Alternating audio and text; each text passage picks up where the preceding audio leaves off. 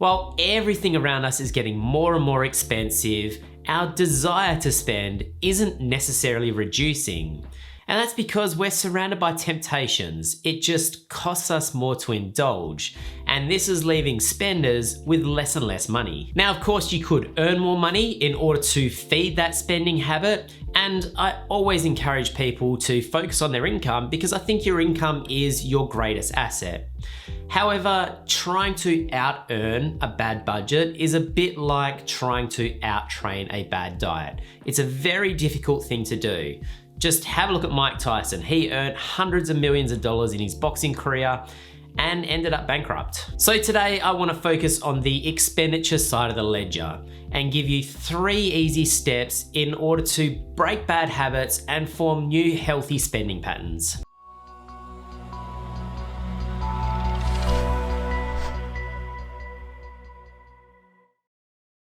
Hello guys, Brad here from The Guided Investor. Welcome back to the channel for another video. If you're new here, consider hitting that subscribe button because I post regular videos about how you can do more with your money.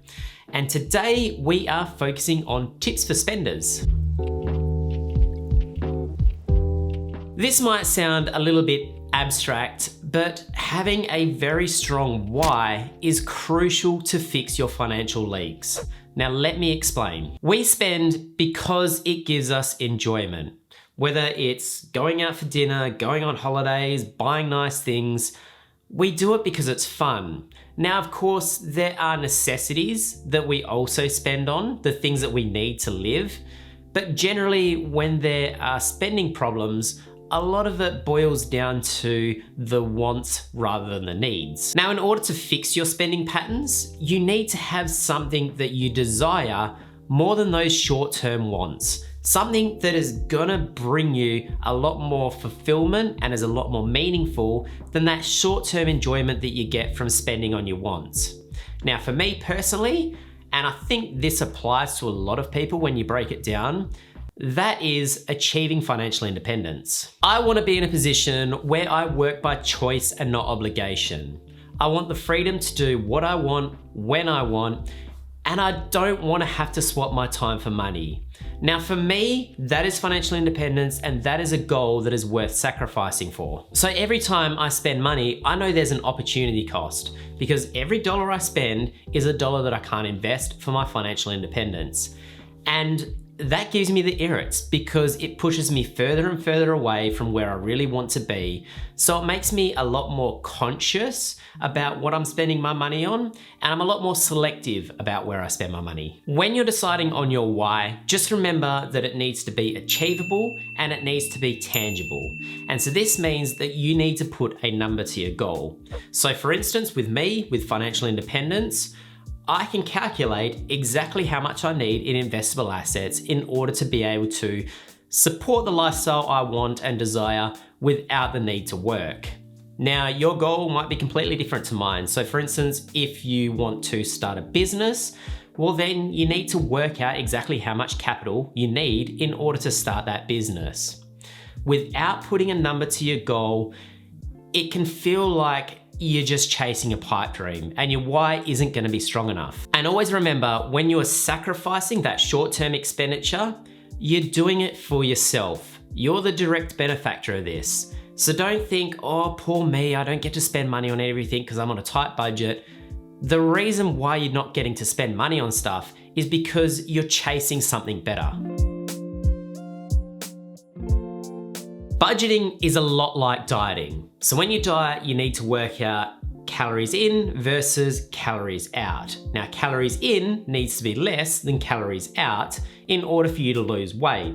And it's the same with your budget. Money coming in needs to be higher than money going out. Otherwise, you're gonna eventually end up bankrupt. If you have a spending problem, then budgeting is gonna be your best friend because it holds you accountable. Now, in order to budget correctly, in my opinion, you need to track 2 things. You need to track both planned expenditure and actual expenditure. Your planned expenditure is how much you intend to spend, so it's forward-looking. Your actual expenditure is how much you actually spend, so it's backwards looking. So the planned expenditure sets the goals and the actual expenditure tracks to see if you actually hit those goals. Now, I made a wealth tracker spreadsheet, which is free to download on my website. I'll leave a link to it in the description box below.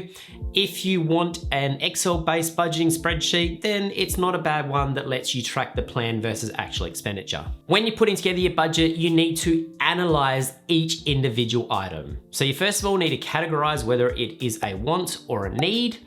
Where it is a need, well then obviously you can't get rid of it completely, but that doesn't mean you can't substitute for something less expensive. So for example, we all need to eat, but we don't all need to eat steaks every single week. So maybe substitute out some of those steaks for mince or beans or something cheaper. If it is a want, well then ask yourself, is this meaningful to my life? Is it bringing me enough enjoyment in order to be able to justify it being in my budget? So for instance, I have a gym membership, which I absolutely love. I use it all the time. I think it's very important to me and I love my gym membership, so I wouldn't get rid of that. But I also have subscriptions to streaming services like Prime, Netflix, all those different things, and they add up too. So could I do without those? Yeah, I definitely could. The good news about budgeting is that you don't need to do it forever. It's a good tool to use to get you on track, form new healthy habits, build your intuition. But once you've established all of those things and you know where your money is going, well then you can start to use account structuring in order to keep you on track. And that is what we're going to look at next. Budgeting is very manual and very time consuming. So you can use motivation to do it in the short term, but it's unlikely that you'll want to continue doing it over the long term. Now, there are people out there that absolutely love budgeting and power to them, but I'm just not one of them. Once budgeting has put you on track, you need automation to keep you on track. And this is where account structuring comes into play. It's where you use your account structure to direct money to exactly where it needs to go, so it happens automatically without the need to budget. I did a detailed video in the past talking all about account structuring, so I'm not going to reiterate what I said there. If you want to watch that video, I'll leave a link to it in the description box below. But in summary, a good account structure is going to let you track, manage, allocate, and automate your cash flow. Now, what this means is that it's going to be very easy to stick to your planned budget by just setting up the right structure or the right infrastructure around you. Once you've established your account structure and set up your automatic money transfers, then your finances go somewhat on autopilot. Now, you're gonna need to go in there and review it when turbulence hits, but overall, it should be fairly easy to maintain from a day-to-day basis. So there you have it, guys, my 3 steps in order to get your expenditure back on track. Now, it sounds pretty easy when we break it all down, but I'm not gonna lie, the hard part about all of this is actually following through and implementing everything. So when you're doing it, just remember short-term pain for long-term gain.